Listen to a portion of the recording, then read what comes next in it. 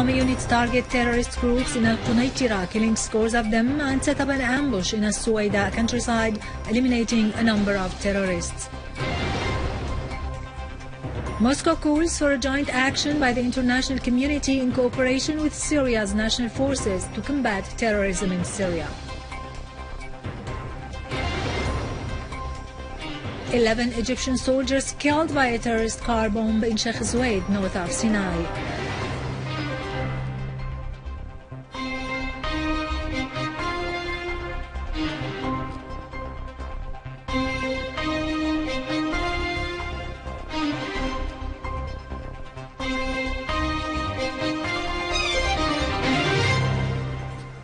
Good afternoon, ladies and gentlemen, and welcome to our news for today. We start our bulletin with the news on the ground.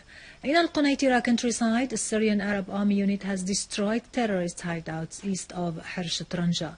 Another Syrian Arab Army unit left many armed men dead or wounded after targeting their hideouts in Al-Yaduda, Tafa and Hayt in Dar'a suburb. In Latakia outskirts, many terrorists, the majority of whom non-Syrian, were killed by a Syrian Arab Army unit who targeted al-Nusra dens and destroyed their machine gun-provided vehicles in Wadi Hussein between Al-Rawda and Drushan. In Aleppo countryside, al-Nusra gunmen were killed or wounded in Tal Rifat, Tal Qurah, Tal Rahal and east of the infantry school in Al-Muslimiyeh. Many of them were also eliminated in the villages of Al-Mansura, Al-Muntar and Banan al-Hosh. Heavy losses were also inflicted on ISIL near the Air Force Academy on the main highway. In Al-Hasakeh, meanwhile, the Syrian Arab Army, in cooperation with the national forces, has maintained full control on the eastern and western parts of Ghwiran neighborhood after eliminating the last ISIL terrorist gatherings there. The People's Defense Units have ambushed terrorists who were smuggling weapons and ammunition from Al-Lujat to some eastern villages in Al-Suwaida countryside, eliminating and wounding many of them and arresting others. A large quantity of weapons, mostly anti-armor RPG shells and other equipment, were seized.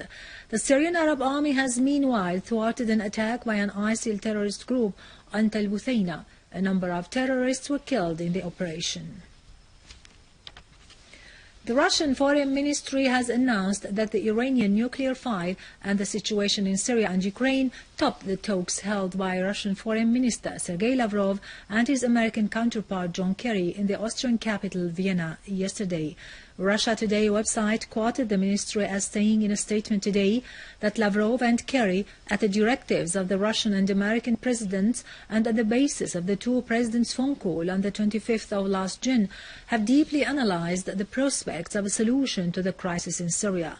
Lavrov affirmed that there is no alternative to a political solution which may be reached when joint action is carried out by the Syrian national forces and the world community against the terrorist groups who are devouring the country and threatening regional and international security. The spokesman for the U.S. State Department, John Kirby, said that the U.S. does not see it necessary to impose what he called a safe area in Syria, as the Turkish regime has been trying to demand recently. During a press briefing, Kirby stressed that the Pentagon and the U.S. Army do not consider it necessary at all to impose a safe area due to huge difficulties facing such an area, adding that the international alliance does support such an idea. He pointed out that the Turkish attitude seems to approve this, denying, however, his knowledge of any Turkish military plan in this regard.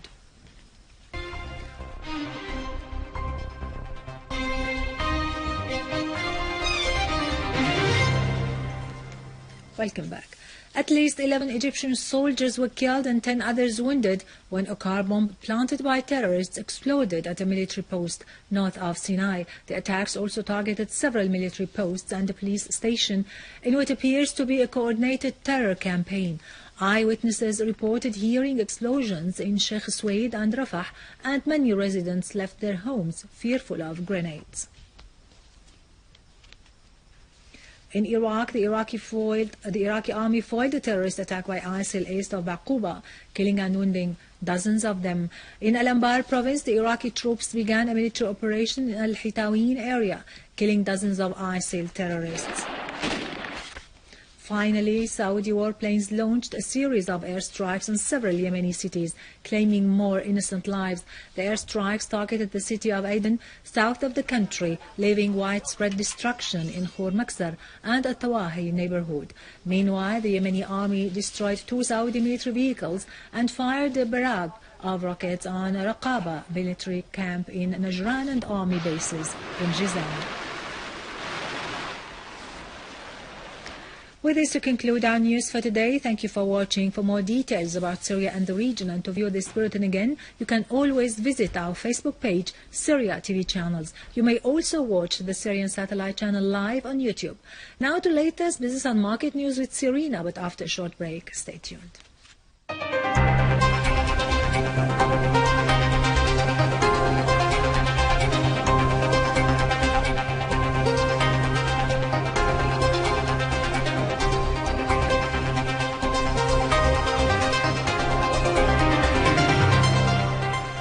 Good afternoon.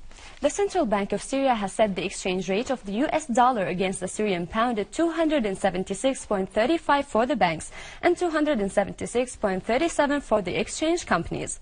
The Central Bank has also set the exchange rate of the US dollar against the Syrian pound for transfers at 275. On the other hand, the euro exchange rate against the Syrian pound was set at 309.7 for the banks and 309.10 for the exchange companies. Oil prices fell over 1% today after Greece became the first developed economy to default on a loan with the International Monetary Fund, and as both US and OPEC production hit new records. European stocks rebounded as investors watched for signs of compromise amid mounting pressure on Greece after it missed the repayment to the International Monetary Fund. Japanese shares gained today after a central bank survey showed big businesses intended to increase capital spending at their fastest pace in a decade. Gold struggled close to its lowest in nearly 4 weeks today as the dollar stood tall after Greece missed the loan payment to the International Monetary Fund. The euro dipped again today after Greece became the first advanced economy to default on an International Monetary Fund and a raft of economic data that may distract investors only briefly from last-ditch efforts to keep the country in the single currency. With this, we conclude our economic news for today. Thank you for watching and goodbye.